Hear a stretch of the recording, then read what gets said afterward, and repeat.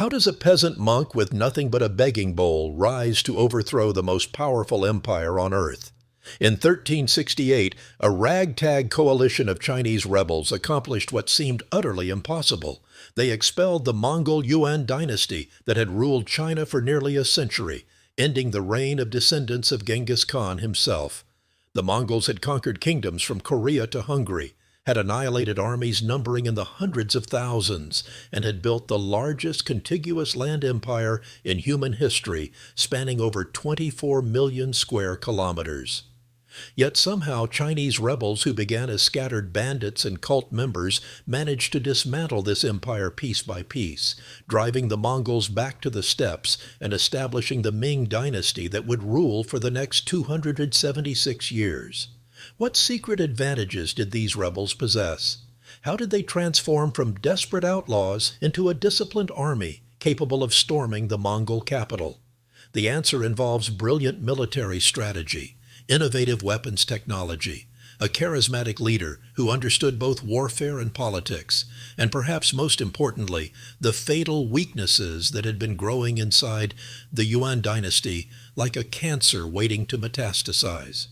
To understand the magnitude of this achievement, you need to grasp just how terrifying and seemingly invincible the Mongols had been for over 150 years. When Genghis Khan united the Mongol tribes in 1206, he created a military machine unlike anything the world had ever seen. Between 1206 and 1368, Mongol armies conquered territory containing an estimated 100 million people. In 1258, they sacked Baghdad, the jewel of the Islamic world, slaughtering somewhere between 200,000 to 1 million inhabitants and throwing so many books into the Tigris River that witnesses claimed the water ran black with ink. When they invaded the Khwarezmian Empire between 1219 and 1221, they reduced cities like Nishapur and Merv to rubble, reportedly executing every living thing they found, including cats and dogs. The city of Nishapur alone had an estimated 1.7 million inhabitants before the Mongol conquest, and historical accounts claim that not a single person was left alive. The Mongols practiced psychological warfare with ruthless efficiency, often giving cities one chance to surrender peacefully before promising total annihilation if they resisted. Those who witnessed a Mongol siege and survived would spread tales of horror that made the next city in their path more likely to surrender without a fight. The Mongol conquest of China itself had been a brutal, decades-long campaign. Genghis Khan first invaded the Jin dynasty in northern China in 1211, and the complete conquest of all Chinese territories wasn't finished until Kublai Khan defeated the southern Song dynasty in 1279, a full 68 years later. During this extended campaign, the Mongols demonstrated their mastery of siege warfare by capturing and destroying hundreds of fortified Chinese cities. They adapted to overcome technologies and defenses they had never encountered on the steppes, learning to use captured Chinese engineers to build siege engines and even early gunpowder weapons. When they finally established the Yuan dynasty with Kublai Khan as emperor, they ruled over the most prosperous and populous region in the world. China under the Yuan dynasty had a population estimated at 85 million people by 1290. Controlled the most advanced agricultural systems on Earth, and possessed technologies in metallurgy, textiles, and naval engineering that far surpassed anything in Europe. The Mongols stationed garrisons throughout China, implemented a strict social hierarchy that placed Mongols at the top and Han Chinese near the bottom, and created an administrative system designed to extract maximum wealth from Chinese peasants while preventing any organized resistance. For decades, this system worked flawlessly, and the idea of Chinese rebels overthrowing Mongol rule seemed as impossible as peasants overthrowing the gods themselves. But by the 1340s, cracks had appeared in the foundation of Yuan power. The Yellow River, which the Chinese called China's Sorrow for its devastating floods, broke through its dikes in 1344, killing an estimated 400,000 people and displacing millions more. The government's response was catastrophically inadequate, revealing both incompetence and a dangerous disconnect between Mongol rulers and Chinese subjects. Then came the plague. The Black Death swept through China in the 1330s before traveling along Mongol trade routes to devastate Europe, killing an estimated 25 million Chinese, roughly 30% of the population. Food production collapsed, tax revenues plummeted, and the Yuan government responded by printing more paper money, which triggered hyperinflation that destroyed what remained of the economy. Peasants who had barely survived floods and disease now watched their life savings become worthless. Regional warlords and corrupt officials hoarded grain, while millions starved. By 1351, the situation had become so desperate that when the government attempted to conscript 150,000 laborers to repair the Yellow River dikes, the workers rose in rebellion instead. This wasn't just another peasant uprising to be crushed and forgotten. This was the beginning of the end for Mongol rule in China, though few realized it yet. The Red Turban Rebellion that erupted in 1351 drew its name from the red headbands worn by rebels who belonged to the White Lotus Society, a Buddhist-influenced religious movement that predicted the coming of the Maitreya Buddha, who would bring an end to suffering and corrupt rule. The initial rebel forces were a chaotic mix of desperate peasants, religious zealots, bandits, and dispossessed soldiers. They lacked unified command, possessed mostly improvised weapons, and had no coherent military strategy beyond attacking local officials and looting granaries.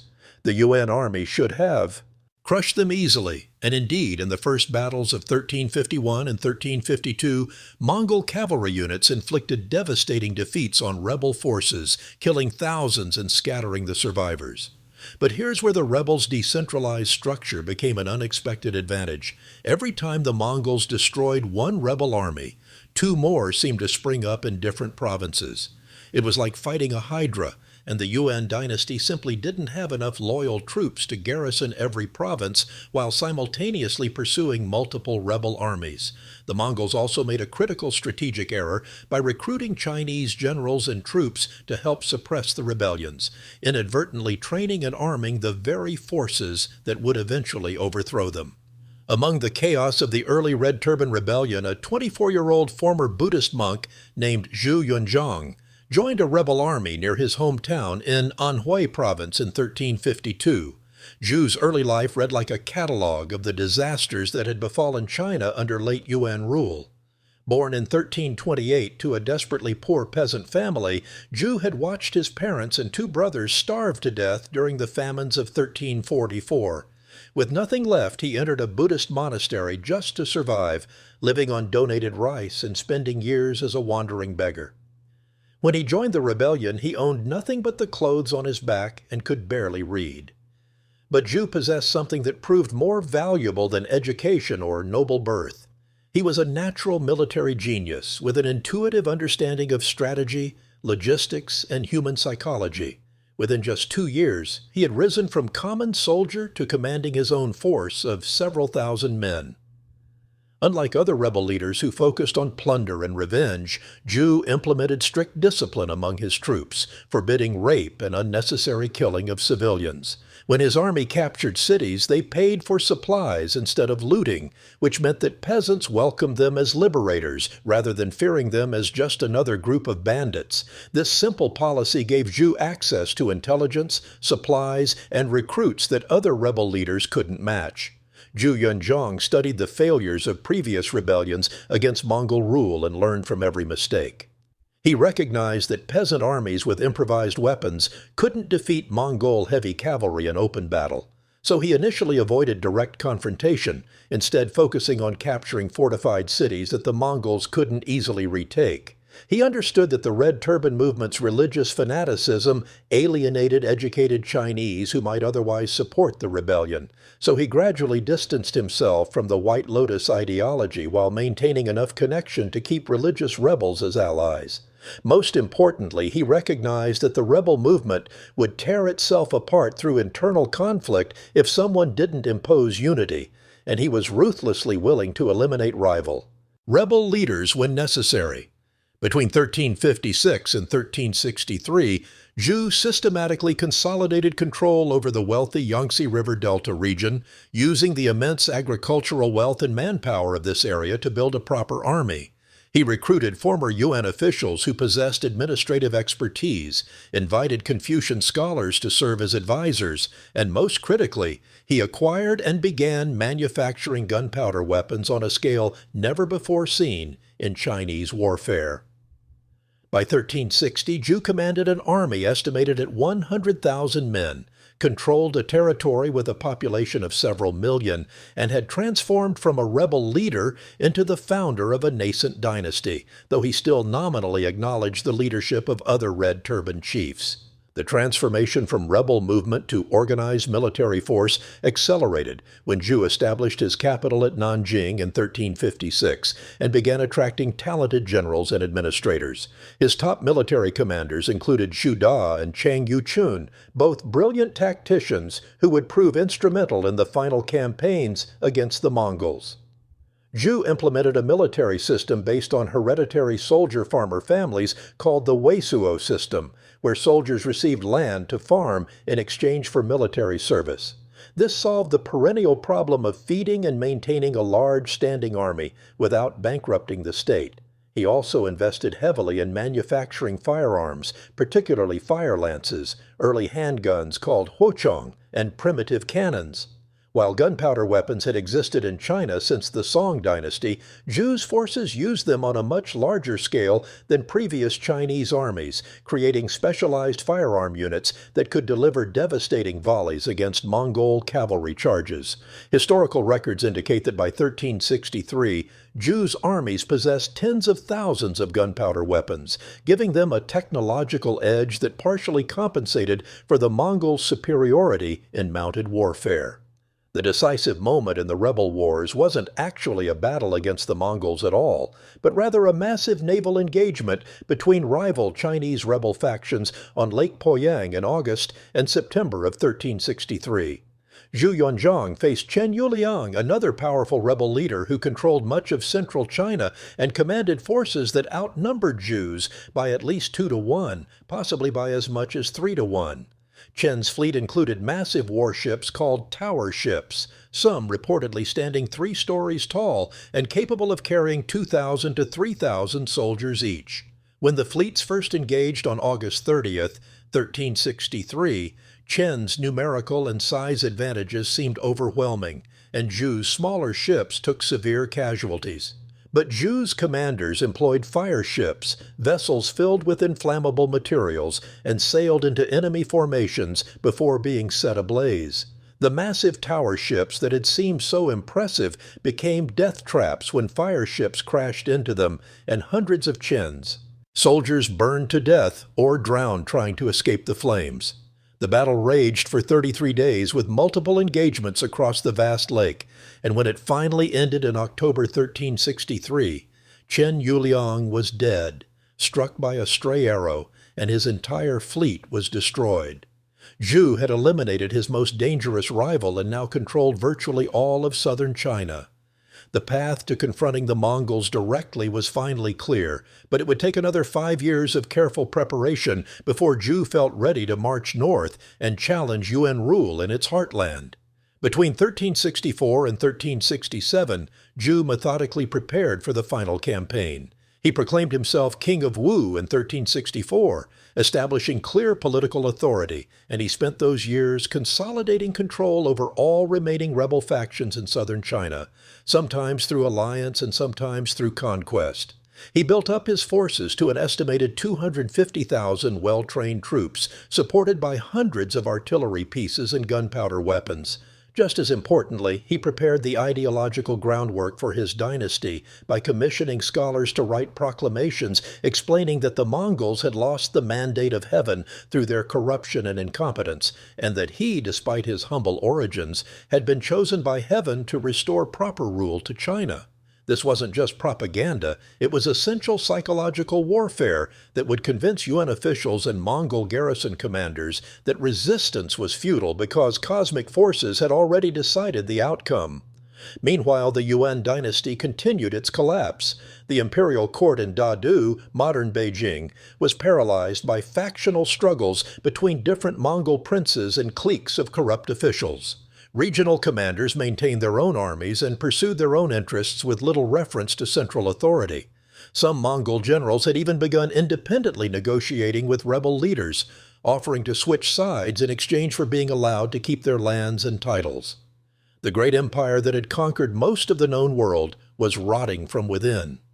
In 1367, Zhu Yuanzhang launched the Northern Campaign that would end Mongol rule in China.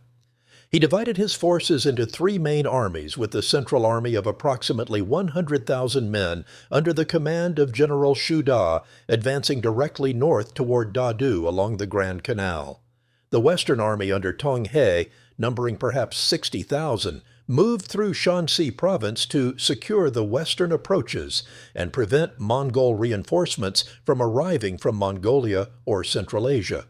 The Eastern Army, roughly 50,000 strong, advanced along the coast to capture Shandong province and threaten Dadu from the east. This three-pronged strategy prevented the Mongols from concentrating their remaining forces and ensured that even if one army met serious resistance, the others could continue advancing. Zhu himself remained in Nanjing, directing the overall strategy, and ensuring supplies flowed north to support the armies. The campaign opened with a series of stunning successes. Many Yuan garrison commanders, recognizing that the dynasty was doomed, surrendered their cities without a fight in exchange for promises that they and their families would be spared. Other cities fell to siege tactics that combined traditional methods with the extensive use of gunpowder weapons. Historical records describe rebels using cannons to breach city walls and early rockets to create chaos among defenders, technologies that the increasingly demoralized Yuan forces struggled to counter effectively. The speed of the advance shocked contemporary observers. By the end of 1367, Shu Da's central army had captured the crucial city of Kaifeng and stood poised to cross the Yellow River into the North China Plain. The Western Army had secured Shanxi province after defeating the Mongol general Li Siqi in a series of battles where firearms proved decisive against cavalry charges. The Eastern Army had taken control of Shandong, effectively cutting off any possibility of Yuan forces in southern China receiving reinforcements or retreating north to Dadu. As winter turned to spring in early 1368, the three armies began converging on the Mongol capital. The Yuan court was in absolute panic. Emperor Togon Temür, the last Yuan emperor, lacked both the military skills and the political authority to organize an effective defense. His generals were divided, some wanting to defend Dadu to the death, others advocating abandoning the city and retreating to Mongolia, where they could use the steppe's vastness as a defensive advantage. Meanwhile, desertion ravaged what remained of the Yuan army as Chinese soldiers defected to the rebels, and even some Mongol soldiers began slipping away to save their families. The city's civilian population had swollen with refugees fleeing the advancing rebel armies, straining food supplies and creating conditions ripe for disease and disorder. On January 23, 1368, before the final assault on Dadu had even begun, Zhu Yuanzhang formally declared himself emperor of the new Ming Dynasty and adopted the reign name Hongwu, meaning vastly martial. This wasn't arrogance, but rather calculated strategy. By proclaiming the Ming Dynasty while the Yuan capital still stood, Zhu was making a powerful statement. He was already the legitimate ruler of China, and the Mongols were merely foreign occupiers whose time had ended. The proclamation electrified his armies and demoralized Yuan defenders. Within weeks, cities throughout northern China that had been holding out surrendered to Ming forces. The psychological impact was devastating to Yuan morale, because in traditional Chinese political philosophy, there could only be one legitimate emperor at a time, one holder of the mandate of heaven. By claiming that mandate decisively, Zhu had made continued resistance seem not just futile, but actually impious, a fighting against heaven itself. General Zhu Da reached the outskirts of Dadu in August 1368, with an army now swollen to perhaps 150,000 men through reinforcements and defectors. The city's defenses were formidable, with walls 12 meters high and 24 kilometers in circumference, but the will to defend them had largely evaporated. Emperor Togon Temür made the decision to abandon Dadu rather than endure a siege, and on September 10, 1368, he fled north to Shangdu, the Mongol summer capital in Inner Mongolia, taking with him whatever gold, jewels, and portable wealth his entourage could carry. The emperor's flight was chaotic and humiliating. a far cry from the imperial dignity that Mongol rulers had maintained for a century. With the emperor gone, remaining Yuan officials in Dadu faced a choice: die defending a lost cause or surrender, and possibly be integrated into the new Ming administration. On September 14, 1368, just 4 days after the emperor's flight, the gates of Dadu opened, and Ming forces entered the Mongol capital without fighting a single battle for it. The city that had been the seat of Mongol power in China, that had hosted the magnificent court described by Marco Polo, that had seemed as permanent and unchangeable as the mountains themselves, had fallen to rebel forces who had started as starving peasants and religious cultists just 17 years earlier. But Zhu Yuanzhang understood that capturing Dadu didn't mean the war was over. The Mongols still maintained significant forces in northern China and Mongolia, and if given time to regroup, they might launch counterattacks to reclaim their lost empire. Zhu immediately ordered his generals to pursue the retreating Mongols and eliminate any remaining Yuan military forces.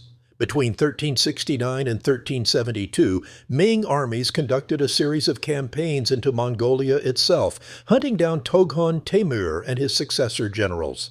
These campaigns were brutal and exhausting, taking Ming forces hundreds of kilometers into the steppes where logistics became a nightmare, and Mongol cavalry retained their traditional advantages.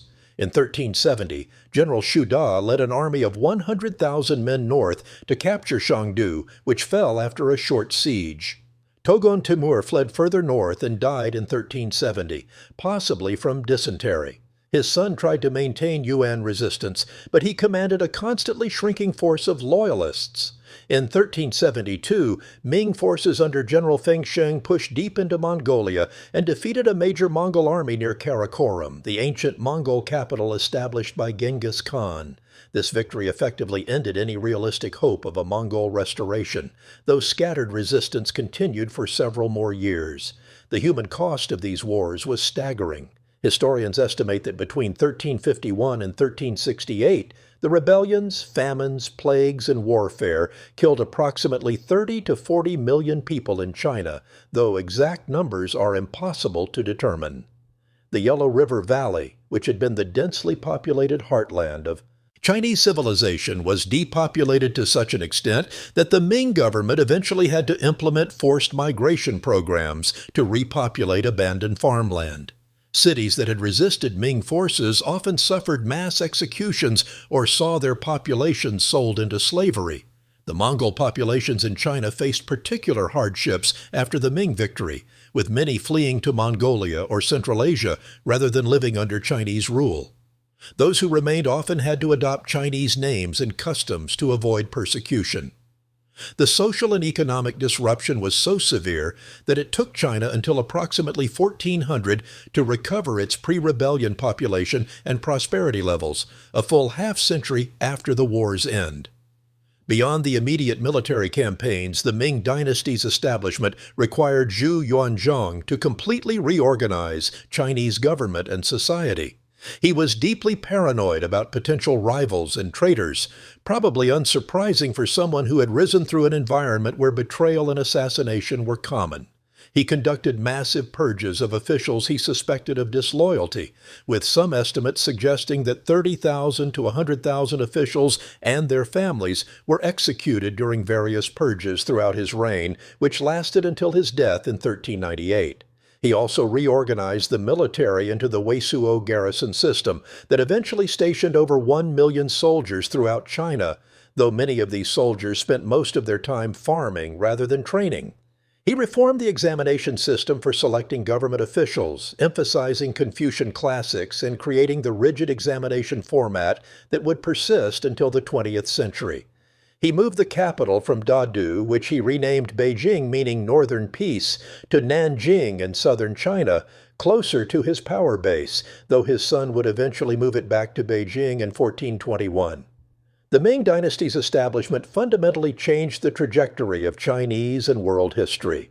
If the Yuan dynasty had managed to suppress the rebellions and maintain Mongol rule, China might have been more closely integrated into the broader Mongol Empire's trade networks and potentially remain more open to influences from Central Asia and the Middle East. Instead, the Ming Dynasty was consciously inward-looking and conservative, emphasizing Chinese cultural traditions and regarding foreign influences with suspicion. This cultural conservatism helped preserve Chinese identity after the trauma of foreign conquest, but it may have also contributed to China's eventual technological and economic stagnation relative to Europe. The Ming Dynasty would go on to last 276 years until its own collapse in 1644, and during that time, China experienced both magnificent cultural achievements like the construction of the Forbidden City and the famous treasure voyages of Admiral Zheng He, and also periods of internal decay and external threats that would culminate in another foreign conquest by the Manchu Qing dynasty. The story of how Chinese rebels overthrew the Mongol Yuan Dynasty achieved something that seemed impossible: the defeat of history's greatest conquerors by people who had started with nothing. Imagine if the rebellions had failed, if Zhu Yuanzhang had been killed in one of the early battles, or if the Yuan Dynasty had managed to reform itself sufficiently to maintain Mongol rule. Chinese culture might have been permanently altered, with Mongolian becoming an administrative language and Central Asian influences reshaping everything from art to philosophy. The unique Chinese cultural continuity that extends back thousands of years might have been severed, and the entire cultural landscape of East Asia would look completely different today. Instead, the Ming Restoration allowed Chinese civilization to preserve and even strengthen its distinct identity, creating artistic and literary works that still inspire admiration centuries later. The credit for this achievement belongs to many people. Zhu Yuanzhang deserves recognition as one of history's most remarkable figures, a man who rose from absolute destitution to found a dynasty that would rule over 100 million people. But we shouldn't forget the countless peasants who risked and often lost their lives fighting against oppression, the generals like Shu Da and Chang Yuchun, whose military brilliance made the victories possible, the officials and scholars who built the governmental systems that allowed the Ming Dynasty to function, and even the Mongol officials who, recognizing that their dynasty had failed, chose to surrender rather than condemn thousands more to death in futile resistance. The overthrow of the Yuan dynasty reminds us that no empire, no matter how powerful it appears, is truly invincible. When rulers lose touch with their subjects, when corruption replaces competence, and when a system's fundamental inequities become unbearable, even the mightiest empire can crumble. The Mongols had conquered the world, but they couldn't hold it forever, and in China, their century of rule ended not through external invasion, but through internal collapse and the determination of people who refused to accept foreign domination. Thank you for watching this deep dive into one of history's most dramatic reversals of fortune. If you found this fascinating, hit that like button and let's try to reach 1,000 likes in the next 24 hours to show that there's an audience for detailed military history content like this. Subscribe to the channel if you want more stories about how underdogs defeated empires, because we've got plenty more to explore. Drop a comment telling me what battle or historical event you'd like to see covered next. Are you interested in more Chinese military history, or should we head to Europe, the Middle East, or maybe ancient Rome? Let me know what you think, and I'll see you in the next video where we'll uncover another incredible story from humanity's long and bloody history of warfare.